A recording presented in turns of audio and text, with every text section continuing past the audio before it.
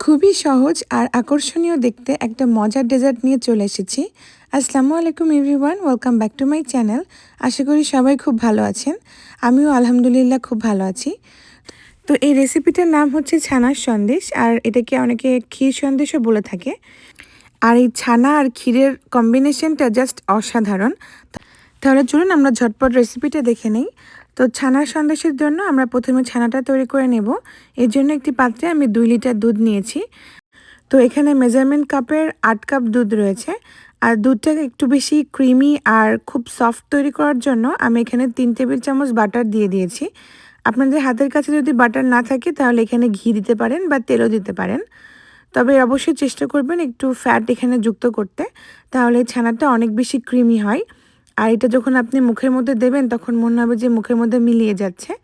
তো এজন্য এই বাটারটা অ্যাড করা। এখন অনবরত নেড়ে চেড়ে আমি খুব ভালো মতো বলক তুলে নেব। যখন দুধ খুব ভালো মতো ফুটে যাবে সে পর্যায়ে দুধের টেম্পারেচারটা আমি কমানোর জন্য হাফ কাপ ঠান্ডা পানি দিয়ে দিচ্ছি। আর এই পর্যায়ে চুলার আঁচটা বন্ধ করে দেব। এখন ঠান্ডা পানিটা দিয়ে হালকা একটু নেড়ে দেব। এখন এখানে 1/4 কাপ ভিনেগার আর 1/4 কাপ পানি আমি আগে থেকে মিশিয়ে রেখেছিলাম, সেটা অল্প অল্প করে দিয়ে দিচ্ছি। একবারেই সব ঢেলে দেওয়া যাবে না, অল্প অল্প করে ঢালতে হবে। এতে করে ছানাটা অনেক বেশি ক্রিমি হবে। যখন ছানা থেকে এরকম সবুজ পানি বেরিয়ে যাবে সে পর্যায়ে এটাকে আমি একটা সুতি কাপড়ের উপরে ঢেলে ভালো করে ঠান্ডা পানি দিয়ে ধুয়ে নেব। এই কাজটা খুব দ্রুত করতে হবে, তা না হলে কিন্তু ছানাটা শক্ত হয়ে যেতে পারে। তো আমি অফ ক্যামেরাতে এটা খুব ভালো মতো ধুয়ে এরকমভাবে একটা সুতি কাপড়ের উপরে নিয়ে ভালো করে চেপে চেপে পানিটা বের করে দিয়েছি। তো এই যে দেখুন কতটা সফট হয়েছে ছানাটা। আর এখন এই ছানাটাকে আমি একটুখানি ক্রিম করে নেব। এই কাজটা অবশ্যই করতে হবে, এতে করে ছানার মিষ্টিটা অনেক বেশি ক্রিমি আর খুবই স্মুথ হবে। যদি এরকম ক্রিম না করে সরাসরি ছানাটা কুক করতে যান তাহলে কিন্তু ছানাটা বেশি স্মুথ হবে না, একটুখানি ঝরঝরে হয়ে যাবে। তো এরকমভাবে হাত দিয়ে একটুখানি ক্রিম করে নিতে হবে। তো আমি প্রথমে হালকা হাতে একটু ক্রিম করে নিলাম, তারপরে একটু হাতের তালু দিয়ে ঘষে ঘষে একটু বেশি স্মুথ করে নিচ্ছি। যখন খুব ভালো মতো মথা হয়ে যাবে, মানে খুব বেশি মথা লাগবে না, মানে মোটামুটি যখন সব কিছু মিশে যাবে আর এরকম স্মুথ ডোয়ের মতো হয়ে যাবে সে পর্যায়ে আমি চলে যাব চুলায়। এই যে দেখুন কতটা ক্রিম হয়েছে। এখন তো চুলায় চলে আসলাম, এর জন্য আগে থেকে একটা প্যান বসিয়ে দিয়েছিলাম। প্যানের মধ্যে আমি দিয়ে দিলাম এখানে 1.5 কাপ দুধ। আর মিষ্টির জন্য আমি এখানে দিয়েছি 1/3 কাপ মিষ্টি। মিষ্টিটা আপনাদের পছন্দ মতো আপনারা অ্যাডজাস্ট করে নেবেন। এ পর্যায়ে চুলার আঁচটা মিডিয়ামে রয়েছে, আর মিডিয়াম হিটে রেখে এর ভিতরে আমি দিয়ে দিলাম হাফ কাপ গুঁড়া দুধ। আর গুঁড়া দুধটা দিয়ে খুব অনবরত নেড়ে চেড়ে মিশিয়ে নেব। এইখানে কিন্তু দুধটা কুসুম গরম ছিল, সে পর্যায়ে আমি গুঁড়া দুধটা ব্যবহার করেছি, এই জন্য খুব তাড়াতাড়ি মিশে গেছে। ঠান্ডা দুধে দিলে অনেক সময় মিশতে চায় না, আবার গরম দুধে দিলে অনেক সময় মিশতে চায় না। তো এই জন্য কুসুম গরম দুধের মধ্যে গুঁড়া দুধ মিশালে খুব ভালো মতো মিশে যায়। এখন অনবরত নেড়ে চেড়ে আমি এরকম বলক উঠিয়ে নিয়েছি। আর বলক উঠে গেলে তারপরে আমি আগে থেকে যে ছানাটা রেডি করে রেখেছিলাম সেই ছানা দিয়ে দিলাম। দেওয়ার পরে অনবরত নেড়ে ছানাটাকে এই দুধের সাথে মিশিয়ে নিতে হবে।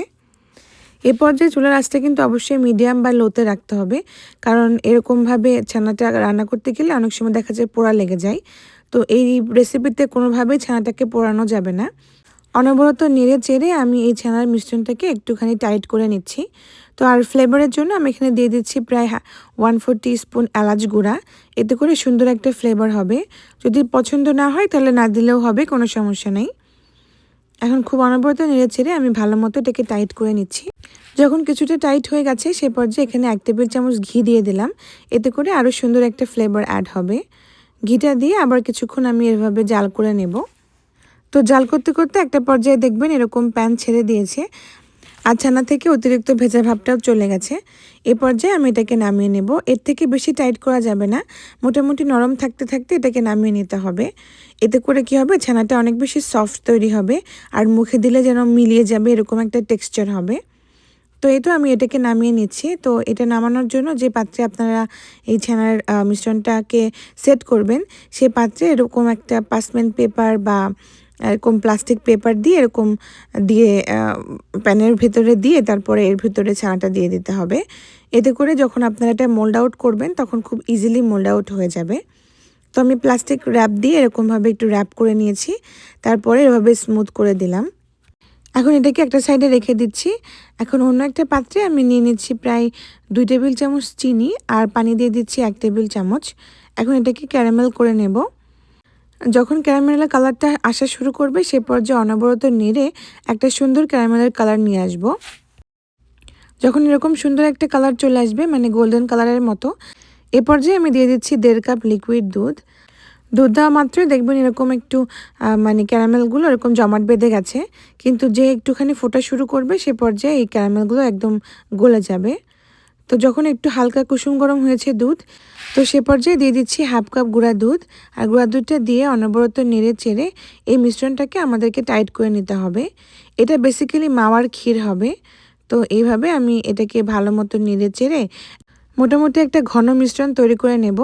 তো এটা বেসিক্যালি মালাই তৈরি হবে। তো এটা খুব দ্রুত করতে হবে আর কোনো রকমভাবে পোড়া লাগানো যাবে না, তাহলে কিন্তু এটার কালার আর টেক্সচার একদমই খারাপ হয়ে যাবে। তো এই তো দেখুন যখন একটুখানি ঘন হয়ে গেছে সে পর্যায়ে আমি এখানে দিয়ে দিচ্ছি প্রায় 1 চা চামচ ঘি। এই ঘিটা দিলে অনেক সুন্দর অ্যারোমা হবে।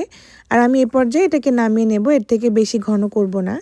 আর এটা হচ্ছে আমি এরকম মালাইয়ের ফ্লেভারটা রেখেছি। যদি আপনারা চান এখানে একটুখানি এলাচ গুঁড়া ব্যবহার করতে পারেন, তবে আমার কাছে এই ফ্লেভারটা মালাইয়েরই ভালো লাগে। আর এটা যেহেতু ক্যারামেল করেছি এটার টেস্ট এমনি ভালো আসবে, তো এলাচ গুঁড়ো দেওয়ার কোনো প্রয়োজন নেই। এখন এটাকে আমি আগের যে মিশ্রণটা রেখেছিলাম ছানার তার উপরে দিয়ে দিলাম। এখন এটাকে খুব ভালো মতো স্প্রেড করে দেব। তো এটা ভালো মতো স্প্রেড হয়ে গেলে 2-3 বার ট্যাপ করে নেব। আর এভাবে এটাকে ঠান্ডা করে নেব প্রায় 2 ঘন্টা। তারপরে ফ্রিজে রেখে ঠান্ডা করব আরও 2 ঘন্টা। তাহলে এটা একদম ভালো মতো সেট হয়ে যাবে। আর যেহেতু আমি এটা ভিডিও করে দেখাচ্ছি এজন্য আমি ফ্রিজে রেখেছিলাম 2 ঘন্টা। আর 2 ঘন্টা পরে এটাকে আমি সার্ভ করে দেখাচ্ছি। এই যে দেখুন 2 ঘন্টা পরে এটা ভালো মতো সেট হয়ে গেছে। আর আমি এভাবে এটাকে মোল্ড আউট করে নেব। দেখুন কতটা সুন্দর হয়েছে, খুব ভালো মতো সেট হয়ে গেছে। এখন এটাকে আমি কেটে কেটে সার্ভ করব। তো আমি এই জন্য এরকম একটা ছুরি ব্যবহার করেছি। আর ছুরিটা আমি এখানে গরম পানিতে ডিপ করে নিয়েছি। প্রতিবার এটা কেটে নেওয়ার আগে হালকা একটু গরম পানিতে ডিপ করে ভালো মতো মুছে এটাকে এভাবে কাট দিতে হবে। এতে করে খুব ভালো মতো পারফেক্ট কাট দেওয়া যাবে। এটা আমাদের ছানার ক্ষীর সন্দেশ একদম রেডি হয়ে গেছে। তো আপনারা চাইলে এভাবেই সার্ভ করতে পারেন। আবার চাইলে এটাকে অল্প একটু বাদাম কুচি দিয়ে সাজিয়েও সার্ভ করতে পারেন। দুইভাবে খেতেও অনেক মজা। আর এটা যাকে খাওয়াবেন সে তো আপনার প্রশংসা করবেই, আবার আপনাকে বলবে বানিয়ে খাওয়ানোর জন্য। তো এতটাই মজা হয় খেতে। আর একদম আকর্ষণীয় আর লোভনীয় হওয়ার কারণে এটা আপনি যে কোনো ফেস্টিভ্যালও বানাতে পারেন, সবাই খুব পছন্দ করবে। তো আশা করি আজকের রেসিপি আপনাদের কাছে ভালো লেগেছে। ভালো লাগলে অবশ্যই বাসায় ট্রাই করবেন আর আমাকে জানাবেন কেমন হয়েছে। আর ভিডিওটা যদি শেষ পর্যন্ত দেখে থাকেন তাহলে অবশ্যই একটা লাইক দিতে ভুলবেন না যেন। আপনাদের একটা লাইক আমাকে অনেক বেশি উৎসাহ দেয়। তাহলে আজকের মতো এ পর্যন্ত, দেখা হবে অন্য কোনো ভিডিওতে অন্য কোনো রেসিপি নিয়ে। সে পর্যন্ত সবাই ভালো থাকবেন। আল্লাহ হাফেজ।